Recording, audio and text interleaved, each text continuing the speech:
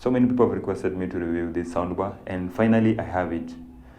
Fortunately enough, one of our viewers gave me the soundbar just to do a review with it, so that maybe I can explain some of the things to you guys. Maybe if you're planning to purchase a Sony soundbar, then definitely this video is for you. And this specifically is the Sony S700RF, the 1000 watts. This is the version that follows up from the Sony S500RF that we reviewed previously. Remember, both of them are 1000 watts, but there's a very big difference in this Sony soundbar compared to the S500RF version. If you've not watched the video, just go to my account, have a look at the video. The 500 version, I've talked about it. And now today we have the S700RF version. First and foremost, the main difference comes with the tall boys. You can see we have two tall boys apart from the bar and then the subwoofer. That is not the only difference. There are very many differences, and I'm going to show you just right away. So first and foremost, this is how the Sony S700RF looks like. You can see the tall boys. We have this main bar over here that hosts 3 speakers. So we have 3 rear speakers here. There's one right here, another one here, then there's another one over there. Maybe if I can tilt like this, you can see there's a speaker right over there. Then you can see there's also a speaker, the same as what we have here. And there are tweeters also in between. Then definitely we have the Sony logo over there. And then over here we have the specifications. You can see it's 1000 watts, 5.1 real surround. So the 1000 watts is the total output, not input, but the total output power from this soundbar. Then you can see here we have tall rear speakers. It supports HDMI ARC, Bluetooth, USB. I'll show you the ports at the back. You can see. And then this is the model where it's written here, S700RF. You can see there.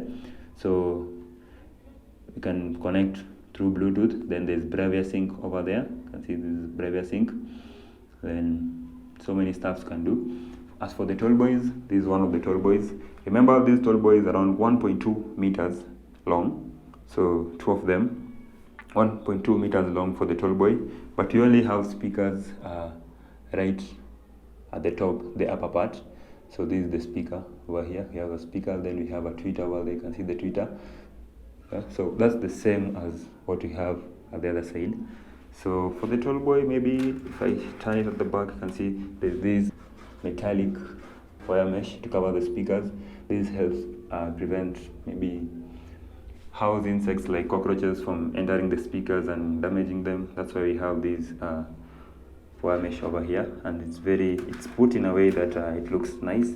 At the back we have that plastic casing, and I don't know how they designed this thing, but here there's a clip, so it means maybe you can clip it. So I don't know, you'll have to remove the legs, this the support base maybe. Let's have a look at what we have at the bottom. You can see there are screws there, so probably you can remove those screws we have over there. I don't know if they're visible. Yeah, you can remove those 4 screws, and maybe you can mount now. If you're somebody maybe who loves music too much, you can decide to mount this tall boy and the other one, because we have those mounting slots over there. Then at the bottom part, you can see here is where the specifications are written for the tall boy.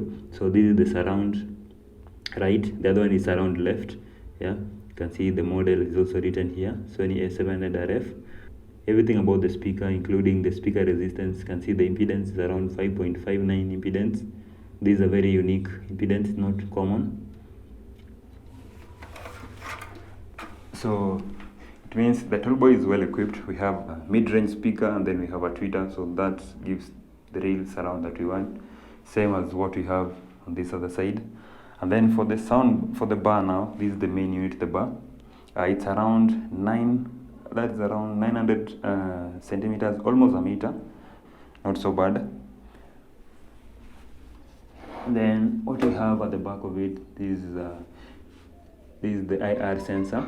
Yeah, there's this single cable that goes through to the bar. It goes to in where we have that yellow pin right over there. There's that yellow pin at the bottom. I don't know if you can see it, the yellow pin. So that is for IR sensor. So it helps maybe if you place this soundbar, let's say in a living room area. Sorry, my camera is a bit it's misbehaving a bit. Let me try and focus. Yeah, you got the focus. So if you put your soundbar maybe on top of a TV stand right over there, and then the subwoofer, you place it maybe towards the corner, and remember the subwoofer, it's where we have these LED ratings, yeah. Then we also have the IR sensor over there. So you'll just have to use your remote to point directly at the bar instead of pointing at the subwoofer. So that's the advantage of having that IR sensor on this bar. So most of the time you have to ensure that you've connected this yellow port to the subwoofer so that you can use this sensor over here. Without connecting that, you won't be able to point your remote directly to this main unit bar. And it also has those ports where you can be able to mount it on the wall. Instead of putting on the TV stand, you can just mount it using these ports over here. And then all the speakers we have over here, each of them has their own wires. That's why you can see from the main this bar, you can see the wires are densely, yeah. So each and every speaker has its own wire going through to the sub. Now, as for the subwoofer, just before I show you the ports, this is how the subwoofer looks like. You can see it's a very big one compared to the S500 model. There's about 3 centimeters, yeah, 30 millimeters, 3 centimeters inch increase, both through the width, the length. Each and every size has an increase. And remember, the subwoofer we have over here, it's also bigger compared to the S500RF subwoofer. This is around 7.87 inches subwoofer, while for the S500 we had around 6.5 inch subwoofer. So it's a bit small compared to the subwoofer we have over here. That's why if you go to the market to purchase this S700RF, it's a bit pricey because the subwoofer is much bigger compared to the S500RF. Therefore, with big subwoofer, big cabinet, you'll get a much punchier bass, a much quality bass compared to the small S500RF subwoofer and the lower Sony version or the lower Sony models. Now, we have the ventilation port right over there. That's where we have the port for output. Then over here we have a USB port. In most of the Sony soundbars, the USB port does not function, but for this one, the port is functioning. You can be able to listen to music through putting a USB on this port. Then here we have the controls. This is a touch surface. So this is the power button. We have this is the volume. No, this is the input button. Then you have the Bluetooth icon, plus and volume down. Therefore, you can be able to control this whole soundbar even without having the remote controller, because you have the main function: Bluetooth, source, power. Yeah, and you can see that's what I'm doing. But with the remote, again, you'll have much functionalities, because for the remote you can see definitely we have the power button, we have the TV. Now for this is for if you've enabled Bravia Sync, you've synchronized the subwoofer or the soundbar with the TV, then you can be able to use this remote to control the TV, or just to use a single remote to control everything through synchronizing or using the HDMI ARC input. Now we have the Bluetooth function right over here. Yeah, on the remote you can see the Bluetooth function. And then for the sound modes, you can be able to change from cinema sound mode.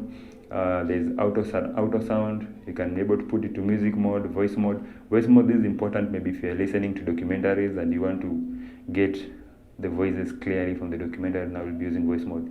Music, definitely music mode. And then night mode. So this brings out an ambient sound at night so that it doesn't make noise for the neighbors and the rest. You get to listen and enjoy your sound just confined within your room. Then we have the volume up and down button right over here. Then here, this is very interesting, we have subwoofer controls. So you can be able to increase the volume of the subwoofer. Yeah, let me just demonstrate it over here. You can see over there, I don't know if it can be, yeah, we have a sharp focus. So if I add, you can see the subwoofer now, we have maximum, that is 12. And if I drop it down, you can see it's going up to, yeah, so you can, that is 0. So that means you'll be listening to the sound without the subwoofer. So you can be able to control the sub with that. And then we have on the remote still, we have audio input.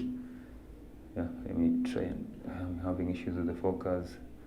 Yeah, so this audio. And then we have news mode, once again very interesting. We have game mode. So there are very many features you can be able to change. Sports mode, standard mode. Yeah, we have indicators. This is just to work on now the display here. So see, you can be able to put the display off. If you click it, yeah, it's off, but it's working. You can turn the display, that is bright. See, that is bright. I can decide to put it a bit dark. You can see what's happening. Then that is off. So that's the function of the indicator. Now let's leave it at bright. And then what else do I want? Maybe not much about the remote. So this is how the remote is. But again, just to emphasize, what I really loved about this soundbar is that even if you misplace the remote, you can still manage most of the functions without the remote. And again, there's this special application that can be able to use to control the whole soundbar, but you'll have to connect it through Bluetooth. So you have to download Sony Music Center from the Play Store. It's an app that looks like this. Let me just show you from here. I think I have it somewhere here. Where is it? Yeah, Music Center. It's an app that looks like that. So this app is very crucial. If you don't have the remote, you can download this app and then connect it to your Bluetooth so that you can be able to access the functions, so to adjust the mid-ranges, the subwoofer, and many other functions that you love to control just through your phone. Now, the connection of this subwoofer is quite simple, because even if you are an amateur, what you have to do quite straight after unboxing is just color match the wires and the ports. So let me just show you what happens here. At the ports, you can see we have different color codes. So each and every color code stands for different speaker: center, rear, right, left, surround, what. But now, you see, if this is maroon, you can see where it goes in through is the same color right on top there. If it is white, you insert it straight to the right, to the white port. If it's green, insert it to the green port. Gray, yeah, so it's quite easy to connect. And then once again, we have this yellow one for IR sensor. This is the one that I said it goes in through here, and then it connects through the IR sensor way over here, so that you can have easy control with the remote when the subwoofer is far away from vicinity. And then we have optical port right over here. We have HDMI ARC. Yeah. So this is for sound in and sound out from the subwoofer. Yeah, you can see the ARC directions there. And then we have aux in output. So I can say this subwoofer or the soundbar is well equipped in terms of sound inputs, because we have USB, you have aux, you have HDMI, optical cable. So you'll only decide on which one you have to use. One thing I love about the HDMI function is that if you connect to the HDMI ARC with supported TV versions, you can be able to control everything, sound, turning off, just with a single remote to turn or control all the functions of this particular soundbar, as opposed to having aux mode. Then over here we have a ventilation slot for the fan. This is the cooling fan for the motherboard of this soundbar. So this helps if you're listening to this soundbar at high volumes, definitely it's going to overheat. Then having this fan is what facilitates proper cooling, so that you can listen to high volumes for the longest time without having issues or experiencing a sound depreciation or sound quality depreciation on this particular soundbar. Definitely this is the power cable, and it only comes with a single power cable right over here. You can see, because it's wired. The main disadvantage of this soundbar, it's the wiring. Yeah, there are so many wires with it. It's not wireless as we have on other soundbars, so you'll have to deal with a lot of wires. But it also has its own advantages, because as for the surround speakers, these two tall boys, remember, most of the time you'll be placing them at the back, because you'll be having the bar in front and the subwoofer in front, and then you have these tall boys at the back. Therefore, they have very long wires. That is around 10 meters of wire. You can see here I've folded it. If you unfold these, you have very long wires. So if you're living in a big sitting room or living room area, then having all these wires will help you facilitate a proper placement of these subwoofers to where you want them to be. So once again, for the subwoofer, you can see the ratings. We have active subwoofer, power input, yeah, 240. This is the main power from the socket, and then the power consumption is 140 watts. So this whole system consumes around 140 watts per hour, but the output is 1000 watts. So that is a very big difference. I know most of you always confuse between the power rating we have over here and the power rating we have on the boxing of this machine. Here we have serials and the rest, nothing much there. And then remember, this system is powered by Dolby Audio and Dolby Digital Surround. So for the digital surround, it helps you to have that real surround of music, sound coming from everywhere. And then for the Dolby Audio, it's maybe if you're watching those movies or videos on Netflix that support the Dolby features, then be able to experience those sound safe in that environment, like a cinema atmosphere and the rest. Nothing much to add on that. Maybe you can do a sound test, you get to listen how the mid sound and how the subwoofer sound. But remember, once again, the total power output is around 1000 watts, and each and every speaker we have over here, the power consumption is around 152 watts. So for the rear right and rear left, that is 152, and then on the bar we have 3 speakers, each of them 152 watts. For the subwoofer, it's 240 watts. Again, interesting feature about this subwoofer is that its power output is 240 watts. It's almost the same power output as what we have for the S500RF, because it's also 240 watts.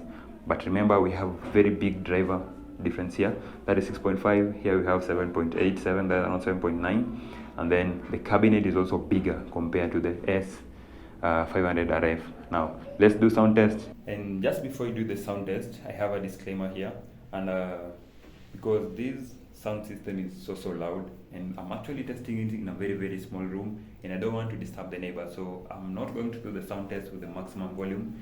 I'm just going to limit my volume to 30. The maximum volume we have over here is let me just adjust to the maximum. You can see 45, 49. So the maximum volume is 50. So that's the maximum volume for this.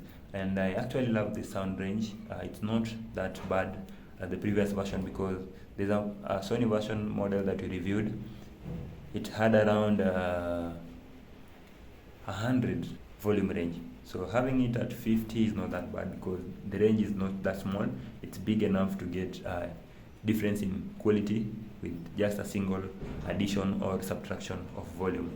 Now let's do the sound test. We see what happens. Center channel.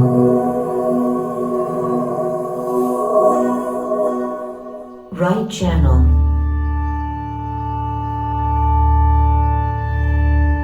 Right surround channel.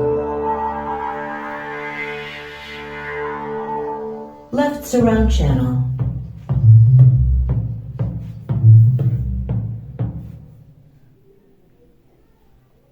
Left. Center. Right. Right surround. Left surround.